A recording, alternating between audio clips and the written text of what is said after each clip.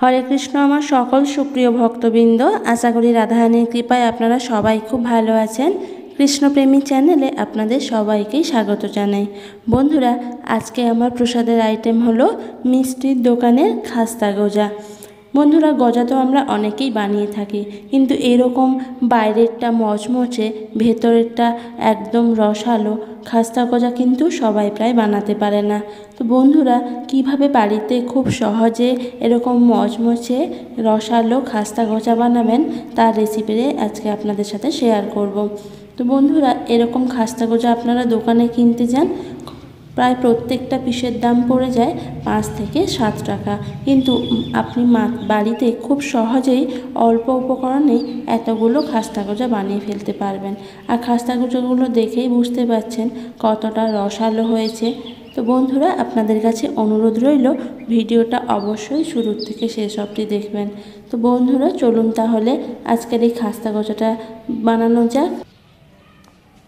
এই খাস্তা গজা বানানোর জন্য 2 কাপ ময়দা নিয়ে নিচ্ছি। 2 কাপ মানে এখানে 200 গ্রামের মতো ময়দা রয়েছে। আর এখানে দিয়ে দেব হাফ চামচের একদম কম একটুখানি লবণ। লবণটা একটুখানি দেবেন, বেশি দেবেন না। আর দিয়ে দিলাম 1 চা চামচে 4 ভাগের 1 ভাগ হচ্ছে বেকিং সোডা। আর দিয়ে দিচ্ছি 1 টেবিল চামচ ঘি। আর দিয়ে দেবো এখানে 2 টেবিল চামচ মতো সাদা তেল। আপনারা চাইলে এখানে পুরোটা ঘিতেও করতে পারেন বা পুরোটা সাদা তেলেও করতে পারেন, কিন্তু সাদা তেল দেন বা ঘি দেন, যেটাই দেন না কেন এখানে 50 গ্রামের মতো দিতে হবে। তেল আর ঘিটাকে ভালোভাবে ময়দার সাথে মিশিয়ে নিতে হবে। এইভাবে একটু ঘষে ঘষে ভালো করে মেখে নেবেন, তাহলে কিন্তু ময়দাটা ভালো ময়ান দেওয়া হলে তবে খাস্তা গজাগুলো খাস্তা হবে। এরকম ভালোভাবে মাখার পরে যখন মুঠো করবেন, যদি মুঠো হয়ে যায় আবার খুব সহজেও ভেঙে যায়, তাহলে ভাববেন যে ময়দাটা মাখা ঠিক আছে। এখন এর মধ্যে অল্প অল্প জল দিয়ে একটা টাইট ডো বানিয়ে নিতে হবে। বন্ধুরা, এই ডোটা কিন্তু খুব শক্ত বা খুব নরম হবে না। আমরা যেমন রুটি বা পরোটা বানাই যে ডোটা হয় ওই রকম ডো হবে না, একটু শক্ত করেই ডোটা বানাতে হবে।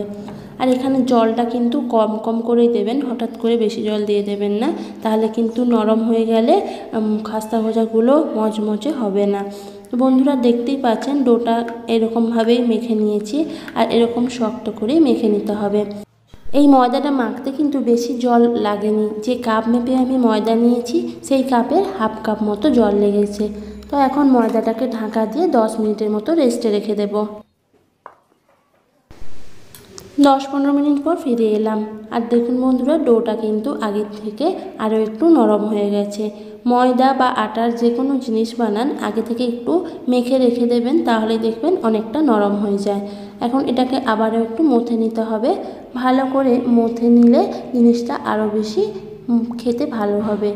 তো এইভাবে মথে নেওয়ার পরে এখন এটাকে গোল করে একটুখানি বেলে নেব।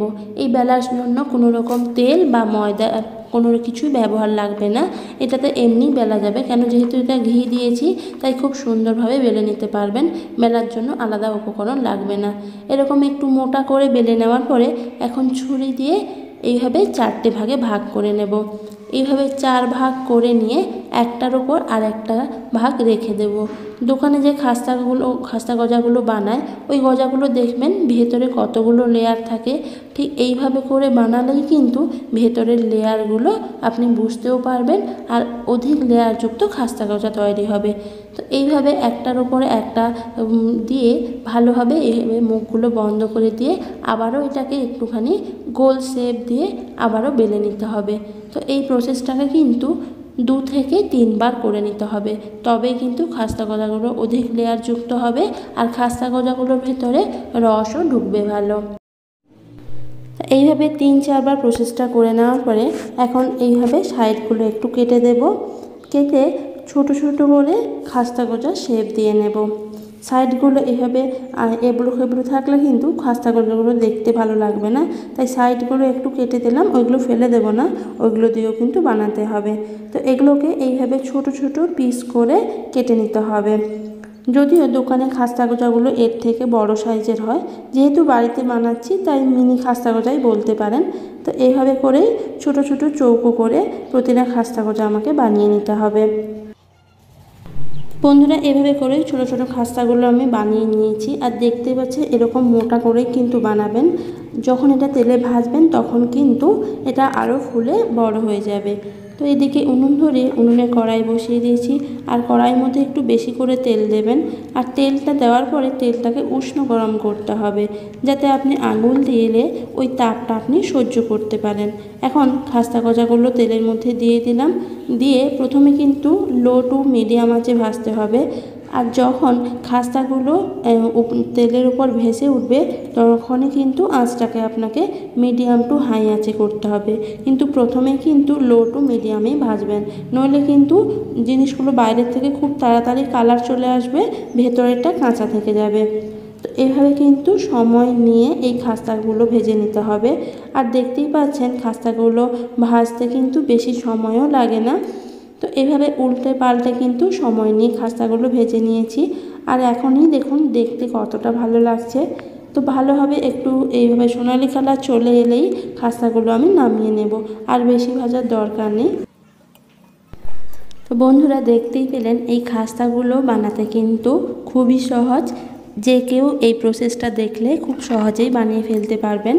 তো বন্ধুরা কাল যেহেতু অক্ষয় তৃতীয়া, আর এই দিন আশা করি আপনারা ভগবানকে কিছু মিষ্টান্ন নিবেদন করবেন। তো যদি এইভাবে বাজার থেকে না কিনে বাড়িতে বানিয়ে দেন তাহলে তো সেটা খুব ভালোই হয়, তাই না? তো এখন বন্ধুরা খাস্তাগুলো নামিয়ে নিয়েছি। এখন একটা চিনির শিরা বানিয়ে নেব। তার জন্য এখানে কড়াইয়ের মধ্যে 1 কাপ চিনি দিয়ে দিলাম, আর দিয়ে দিলাম ওই কাপেরই 1 কাপ জল, আর দিয়ে দিলাম 2টো ছোটো এলাচ। এলাচটাকে একটু ফাটিয়ে দেবেন, দিয়ে ভালোভাবে চিনি সিরাপটাকে একবার ফুটিয়ে নিতে হবে। এই চিনি শিরাটা কিন্তু বেশি গাঢ় করার দরকার নেই, হালকা একটু চিটচিটে ভাব এলেই, একটু ফুটে গেলেই তখনই আমরা নামিয়ে নেব। তো বন্ধুরা চিনি শিরাটা কিন্তু ভালোভাবে ফুটে গেছে, আর একটু গাঢ়ও হয়ে গেছে। এখন এর মধ্যে দিয়ে দেব একটুখানি লেবুর রস, যাতে চিনি শিরাটা তাড়াতাড়ি জমাট না বেঁধে যায়। চিনি শিরাটার মধ্যে একটুখানি লেবুর রস দিয়ে আবারও 1 মিনিট মতো ফুটিয়ে নিতে হবে। ফুটিয়ে নিয়ে যখনই দেখবেন একটু চিটচিটে ভাব চলে আসবে তখনই নামিয়ে নেব। কোনো 1 তার বা 2 তার করার দরকার নেই, চিটচিটে ভাব এলেই আমি নামিয়ে নিচ্ছি। চিনি শিরাটা কিন্তু অবশ্যই গরম থাকতে হবে। আর এই গরম অবস্থাতেই কিন্তু ভেজে রাখা খাস্তাগুলো চিনি শিরার মধ্যে দিয়ে দেব। চিনির শিরাটা গরম রাখার কারণ হলো, গরম থাকার কারণে মিষ্টিগুলোর মধ্যে রসটা ভালোভাবে ঢুকবে, সেই কারণেই কিন্তু চিনি শিরাটাকে গরম রাখতে হবে। তো বন্ধুরা দেখতেই পেলেন এই মিনি খাস্তা গজাগুলো বানানো ঠিক কতটা সহজ। আপনারাও কিন্তু অবশ্যই এইভাবে বানান। তবে চিনি সিরাপের মধ্যে কিন্তু বেশিক্ষণ রাখবেন না, 1 থেকে 2 মিনিট মতো রেখে তারপরেই তুলে নিতে হবে। বেশিক্ষণ রাখলে পরে মিষ্টিগুলোর মধ্যে বেশি রস ঢুকে যাবে আর মিষ্টিগুলো একদম নরম হয়ে যাবে। তো বন্ধুরা আপনারাও বাড়িতে এইভাবে খাস্তা গজা বানান, আর বানিয়ে কিন্তু অবশ্যই প্রথমে গোবিন্দচরণে অর্পণ করুন, তারপরে সবাই মিলে প্রসাদ পান।